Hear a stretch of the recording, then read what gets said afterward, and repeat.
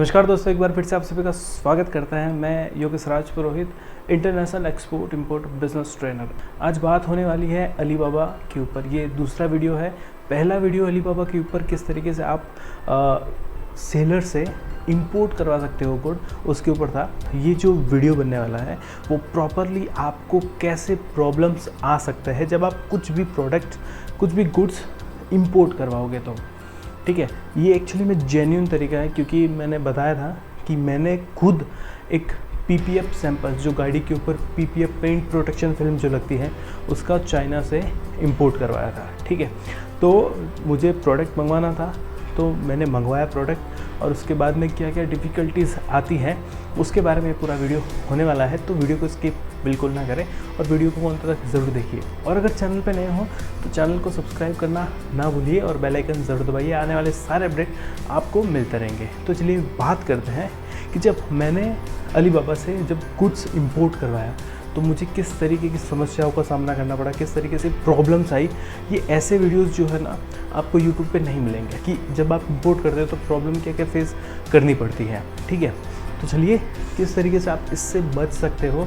और अगर ऐसी प्रॉब्लम हो जाए, प्रॉब्लम होने में कोई ऐसा नहीं है, प्रॉब्लम अगर हो जाए तो उससे कैसे बच सकते हो और उससे कैसे आप जो है निकल सकते हो और अपना गुड्स जो है अपने पास मंगवा सकते हो।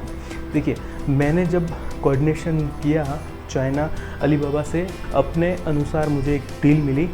वो थी पीपीएफ, जो मैंने आपको बताया कि पीपीएफ मुझे मंगवाना था, तो मुझे अच्छी डील मिली। ठीक, उसके बाद में क्या हुआ, मैंने उसको ऑर्डर दे दिया। ठीक है, जो भी पेमेंट था वो मैंने उसको पेमेंट किया। पेमेंट था $400, एक पीपीएफ का पूरा अमाउंट था। ठीक है, मुझे एज एन सैंपल मंगवाना था, तो आगे वाला सेलर काफ़ी जेन्युइन था, इनवॉइस बना के भेजा कि इतना अमाउंट आपको पे करना है। मैंने जैसे ही मेरे पास इनवॉइस आया, मैंने पेमेंट कर दिया। ऑलरेडी मैंने सेलर का पूरा बायोडाटा चेक किया था। ठीक है, कितनी डील कर चुका है, कितने स्टार्स है, कितना जेन्युइन है, वो सारी चीज़ मैं चेक कर चुका था। तो मुझे उसके ऊपर कोई डाउट था ही नहीं। अपना प्रोडक्ट उसको बोल दिया कि भाई एज एन सैंपल भेज दे। ठीक है, उसने पेमेंट रिसीव किया एंड उसने वहाँ से शिपमेंट कर दिया। नो डाउट मेरा शिपमेंट वहाँ से क्लियर हो गया और इंडिया में, दिल्ली के अंदर मेरा शिपमेंट आ गया। शिपमेंट आने के बाद में बहुत सारी प्रॉब्लम्स फेस करनी पड़ती है। आप मानोगे नहीं, इतनी प्रॉब्लम्स फेस करनी पड़ती है कि आप सोचोगे कि यार इतना सब करने से अच्छा है कि मैं जो है इंपोर्ट करूँ ही नहीं। ये प्रॉब्लम सेलर की साइड से थी ना आपकी साइड से थी, ये प्रॉब्लम थी कुरियर कंपनी की साइड से। जी हाँ, बिल्कुल सही सुना, ये प्रॉब्लम थी कुरियर कंपनी की साइड से। ठीक है, आप DHL से, फेडेक्स से, मोस्टली इन दोनों से ही जो है इंपोर्ट करवाते हो और आगे वाले भी प्रीफर ये दोनों ही करते हैं। तो फेडेक्स की सर्विस ज़्यादा अच्छी है, आप डिस्कशन कर सकते हो अपने सेलर के साथ में। इसके अंदर मुझे डिलीवरी चाहिए था कि एज ए फास्ट जो है डिलीवरी मुझे मिले। डिस्कशन करने के बाद में मैंने उसको बोला कि मुझे फेडेक्स से डिलीवरी करवा दो, क्योंकि ये फास्ट भी है और जल्दी प्रोडक्ट आ भी जाए। लेकिन मैं वहाँ तक सही था, जल्दी से डिलीवरी 2 दिन में इंडिया में प्रोडक्ट मेरा पीपीएफ आ चुका था, पीपीएफ का रोल होता है वो आ चुका था। बट उसके बाद में क्या होता है कि मुझे फेडेक्स वालों की तरफ से मेल आता है कि आपने जो प्रोडक्ट मंगवाया है वो आपने अपनी कंपनी के नाम से मंगवाया है। यहाँ पे क्या हुआ कि प्रोडक्ट तो मेरे नाम से आने वाला था और आया मेरी कंपनी के नाम से। क्यों? क्योंकि जब मैंने जो डिटेल प्रोवाइड करवाया था अपने सेलर को, उस पर मेरी कंपनी का नाम पूरा मेंशन था, तो उन्होंने शिपमेंट मेरी कंपनी के नाम से जो है डिस्पैच किया। ठीक है, और कंपनी के नाम से आया, तो फिर जब दिल्ली में मेरा शिपमेंट आता है तो फेडेक्स वालों की तरफ से मेल आता है कि आपका शिपमेंट दिल्ली में आ चुका है। ठीक है, हमको रिक्वायर्ड डॉक्यूमेंटेशंस जो उन्होंने लिस्ट भेजी, जो लिस्ट में क्या क्या था, सबसे पहले था कि GST नंबर भेजिए। ठीक है, एक लेटर हेड पे जो है डिक्लेरेशन दीजिए पूरा। उसके बाद में फिर बोला कि ये डॉक्यूमेंट आप सबमिट कर दो, मेल कर दीजिए। तो हमने डेफिनेटली मेल कर दिया। जैसे मेल करना है तो फिर से उनका मेल आता है कि जो डॉक्यूमेंट आपने प्रोवाइड किए हैं वो इनकम्प्लीट है, आप AD कोड भी सबमिट करवाइए, IC कोड भी सबमिट करवाइए। तो बोले यार इतनी सारी चीज़ें क्यों करनी है, जब मैंने प्रोडक्ट सैंपल के लिए मंगवाया है और एजेंट मेरे नाम से मंगवाया, तो ऐसा क्यों? तो उन्होंने बोला कि जब आपने सैंपल मंगवाया था, यहाँ पे आपकी कंपनी की डिटेल पूरी दी हुई है। ठीक है, तो प्रोडक्ट आपकी कंपनी के नाम से आया है, एड्रेस भी आपकी कंपनी का है। ठीक है, तो वहाँ पे GST आपने मेंशन करा है। जब आपने GST मेंशन करा है तो आपको ये सारी डिटेल लिस्ट, सारी डॉक्यूमेंटेशंस के साथ में आपको देनी पड़ेगी। ठीक है, कोई इशू नहीं।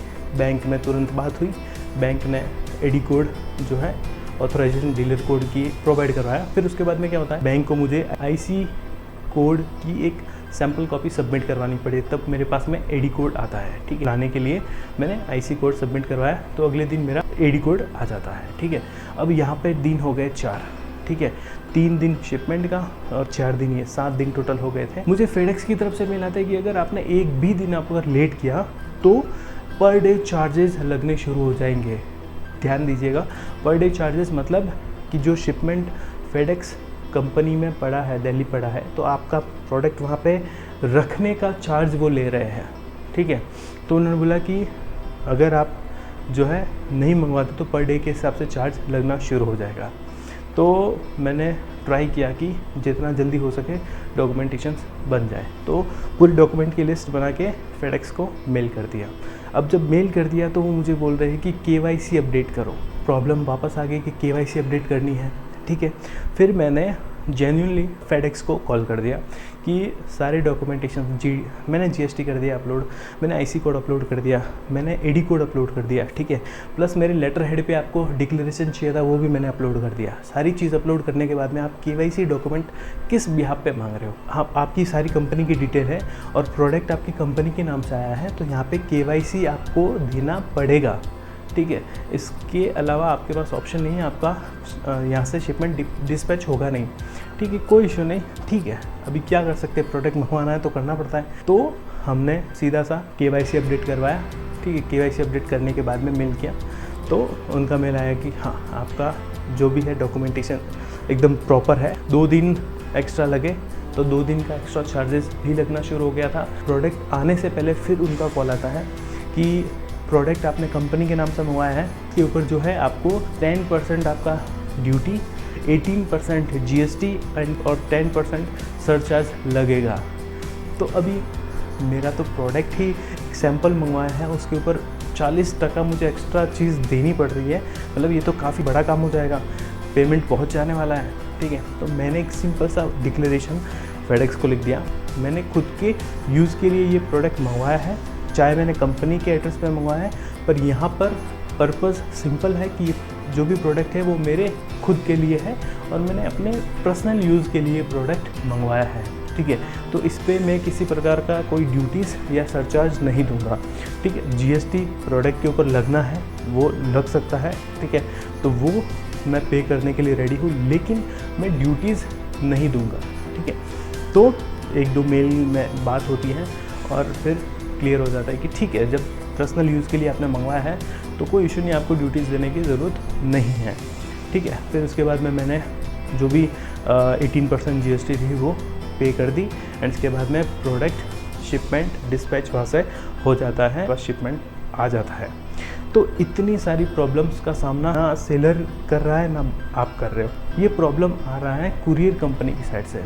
तो उनको ये सारी चीज़ें समझनी चाहिए, उनको ये सारी चीज़ों के ऊपर अपडेट करना चाहिए कि अगर कोई प्रोडक्ट कोई मंगवा रहा है तो इतनी सारी डिक्लेरेशन और ये सारी चीज़ों को थोड़ा कम करना चाहिए। तो कम्युनिकेशंस में काफ़ी ज़्यादा प्रॉब्लम आती है। सिंपल सा है कि आप भी अगर ऐसे प्रोडक्ट मंगवा रहे हो अलीबाबा से तो इन सारी चीज़ों का ध्यान में रखें। अगर पर्सनल नाम से मंगवाते हो तो आपको इतनी सारी चीज़ें देने की ज़रूरत नहीं होती, क्योंकि आप अपने घर के एड्रेस पे मंगवा रहे हो तो आपके पास ना तो कोई कंपनी है ना कुछ, पर्सनल यूज़ के लिए मंगवा रहे हो तो सिंपल सा डिटेल मांगेगा कि भाई हाँ, आपका रेजिडेंशियल एड्रेस या टैक्स वगैरह होगा वो आप पे कर लीजिए और आपका वहाँ से डिस्पैच हो जाएगा। तो इन दोनों का चीज़ में हमेशा ध्यान रखें, अगर सैंपल मंगवाना है तो पर्सनल यूज़ के अकॉर्डिंगली मंगवा। कंपनी के नाम से मंगवा रहे हो कोई इशू नहीं, मंगवाने में कोई इशू नहीं है, तो आपको डिक्लेरेशन और इतने सारे डॉक्यूमेंटेशन रेडी रखने पड़ेंगे। होप सो आपको ये कन्वर्सेशन अपना अच्छा लगा होगा।